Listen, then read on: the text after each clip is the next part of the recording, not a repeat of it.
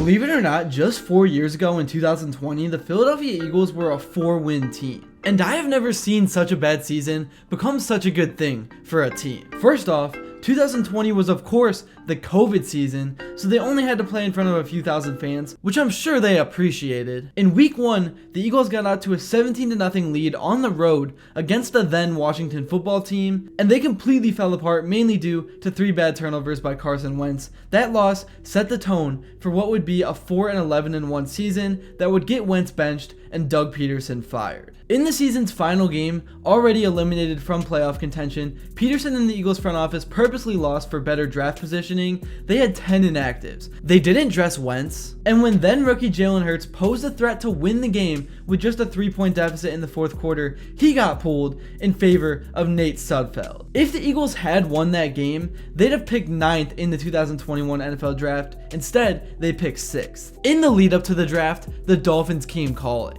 They wanted to move up from the 12th overall pick, and they were willing to pay a big price to do so. In exchange for the Eagles' 6th overall pick, the Dolphins gave up their 12th overall pick and their first round pick in 2022, plus some other sweeteners. Would they have traded with the Eagles if they were sitting at 9th overall? Probably not. They certainly would not have paid as much to do so. The Eagles then traded up from pick number 12 and pick number 10 over the Giants, who were picking 11th, and selected wide receiver Devontae Smith.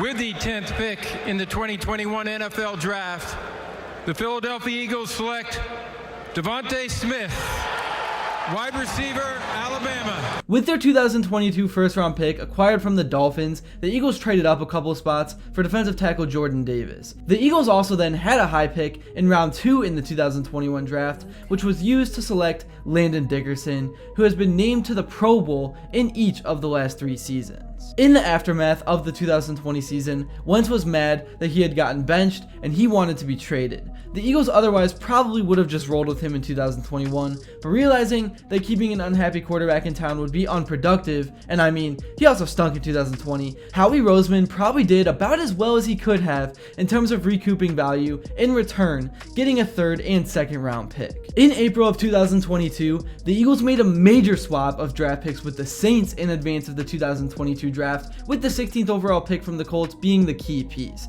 The Eagles essentially traded pick 16 for a first-round pick, a second-round pick, a third-round pick, and they moved up from pick 19 to pick 18. They also made a fairly inconsequential move back from pick 194 to pick 237. On the main parts of that deal, the Eagles traded the 18th overall pick and the 3rd round pick, which was 101st overall, acquired from the Saints, to the Titans for wide receiver A.J. Brown.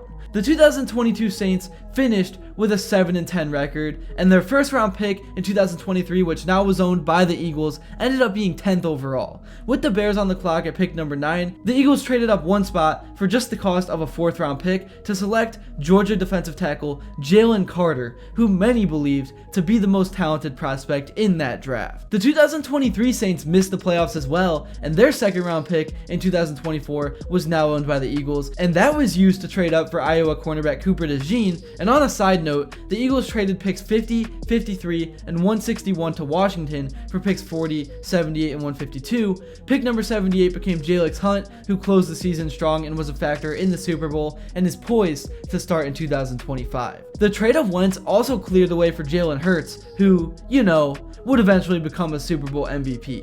Here's what the Eagles ultimately gained as a result of the 3 trades Roseman made with the Dolphins, Colts, and Saints. A.J. Brown, Devontae Smith, Jalen Carter, Jordan Davis, a 2nd round pick that was used to trade up for Cooper DeJean, and Jalen Hurts, who of course became the starter. Also, by trading Wentz, the Eagles took a then unprecedented dead money hit of $33.8 million, which was $12 million more than the previous biggest dead money hit in NFL history, but he also was off the Eagles' books after 2021. Wentz's big quarterback contract was replaced by a new one for Hurts, who counted for just $13.6 million on the Eagles' cap in 2024. The structure of Hurts' new contract allowed the Eagles to splurge a little bit more on a player like Saquon Barkley. And that was just a crazy situation. Saquon Barkley goes from the Giants to the rival Eagles, gets a 3-year, $37.75 million deal, rebuilding that running back market, and more than $12 million per year.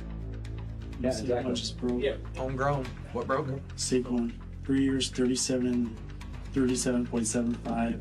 could be worth up to 46.7. So he got north of that. 26 guaranteed.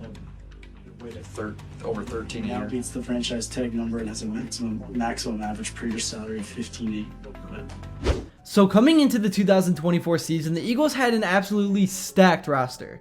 There was not a whole lot of weaknesses. Jalen Hurts was under center at QB. Even with the retirement of Jason Kelce, the O-line was beyond solid with guys like Landon Dickerson, Lane Johnson, Cam Jurgens, all those guys. The wide receiving room featured A.J. Brown, Devontae Smith, Dotson, and a bunch of other guys with upside. And the defensive line really was the unit everyone highlighted for this team.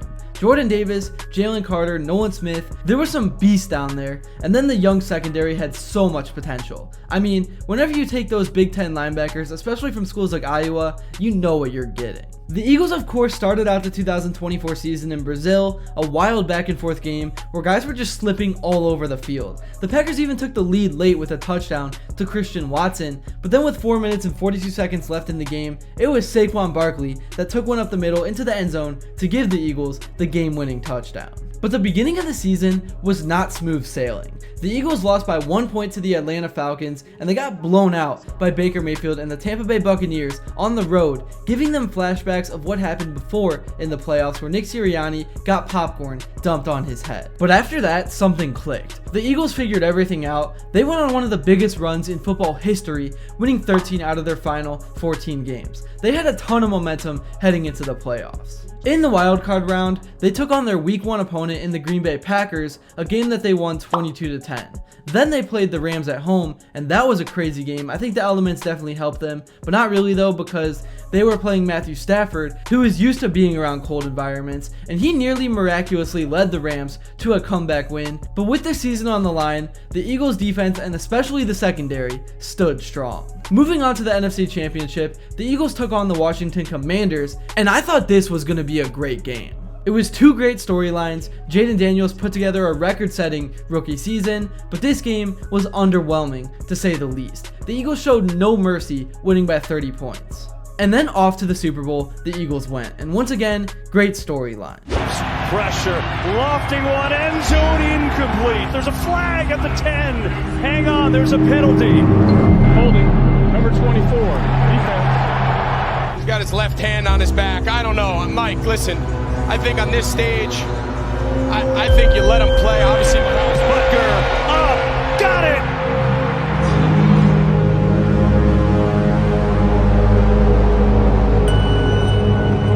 I thought this was going to be an amazing game. Jalen Hurts was looking for his revenge, but the Eagles got off to the races fast and never looked back. The secondary and Cooper DeJean dominated, Saquon Barkley dominated. This was one of the more boring Super Bowls in quite some time. Well, that is if you are not an Eagles fan, but for the Eagles, they got their sweet revenge to win their second Super Bowl of the last 10 years, and Howie Roseman pulled off one of the greatest stretches of being a GM that we have ever seen. So that is the story of how the Eagles rebuilt from 4 wins to winning a Super Bowl in just 4 years. If you enjoyed this video, be sure to drop a like and subscribe because your support truly would mean the world. And until next time, I will see you all later.